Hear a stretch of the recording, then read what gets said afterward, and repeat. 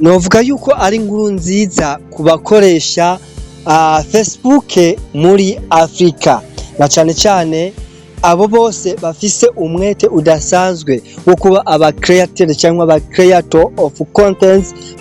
Kaze mwiriwe cyangwa mwaramutse bivanye naho uherereye.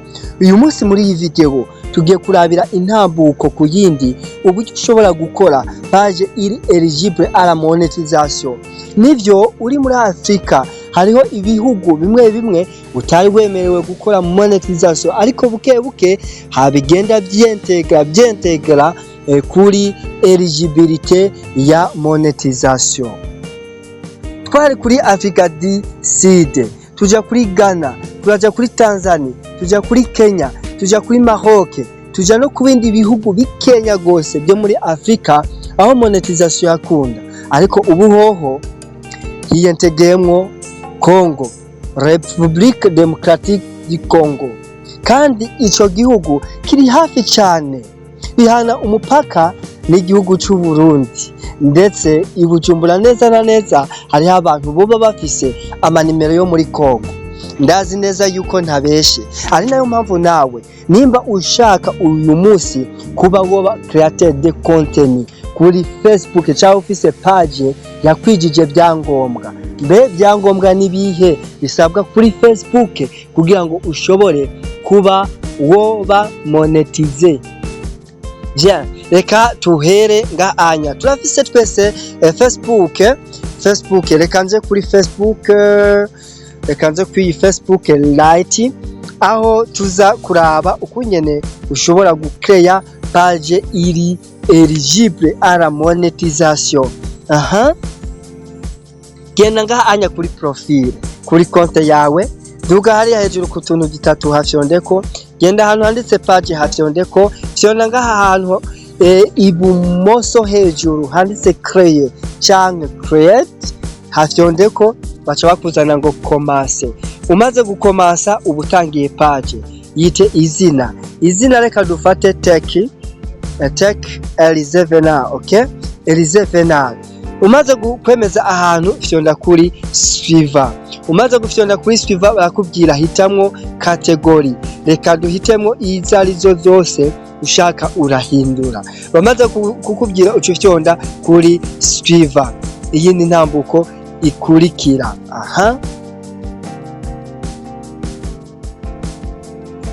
Umaze kugenda kwiyi ntambuko, igice ca mbere ndabafashe gucreya page iri eligible na byangombwa n'uburyo bigenda. Dore ukungene ushobora kugenda.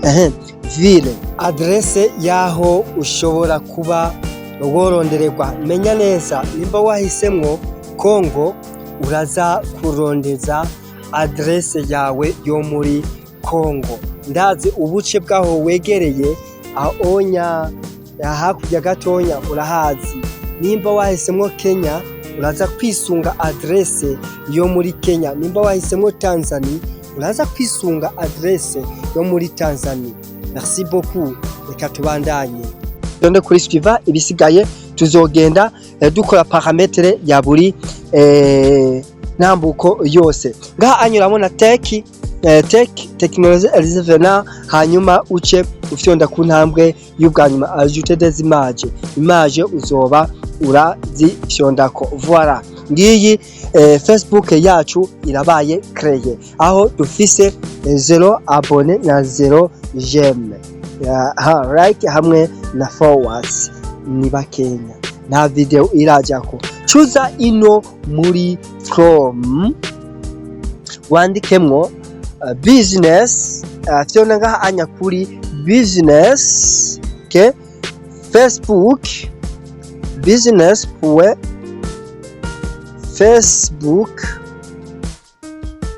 business.facebook.com, okay?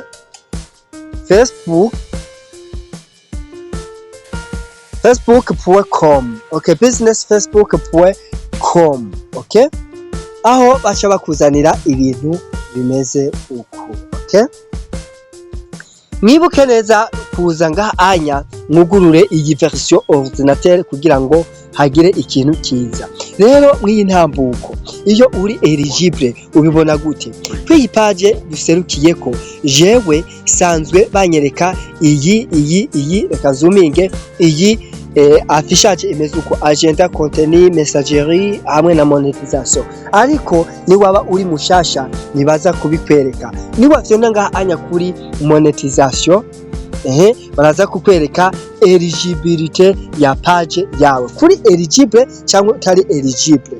Uyu munsi hano jewe enya ndi eligible kuri ibi bintu bibiri, ni kuvuga uko ugenda ugira aba followers, okay?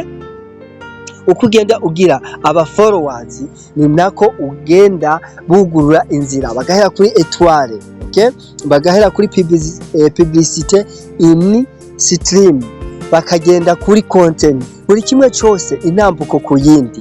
Rero ngaha anya kugira ngo ube monetisation utegerezwa kuba ufise 10,000 abone, ibihumbi 10 by'abagukurikirana hamwe na ma video wewe nyene ubwawe wikreye ushira kuri Facebook page yawe. Ayo ma video aza gukwiza 600,000 minutes de vie, ni kuvuga ibihumbi 600 by'abaravye, okay?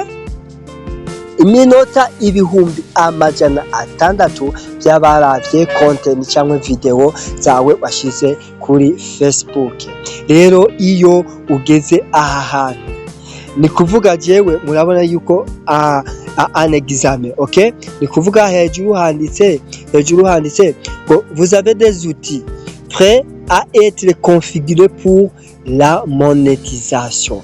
Examen en cours d'examen. Rero mubandanye kunkurikirana kugira ngo mu gice cy'ubutaha tuzigire hamwe uburyo ushobora gukonfigira Facebook page yawe kugira ngo noneho ushobore nawe kuba wovyaza umusaruro izi mbuga nkoranyambaga. Ndabashimire ndabakengurukire, nubwo mu hagati ntavuze yuko wokora sabone, kora sabone kugira ngo video y'ubutaha ntuzoyirate y'igice kigira kabiri uburyo ushobora kuronka monetisation ya Facebook. Nitwibagirwe na YouTube. Nicime ndabakengurukire, urukundo mubandanya kunyereka aba followinga aba partager, ni kuvuga please mu mamahirwe yo kuronka aba followers benshi no gukwiza byangombwa nkuko Facebook plutôt YouTube ibisaba. Please ndabereka intambuko za monetisation ukungene buri kimwe cyose kigenda. Merci beaucoup,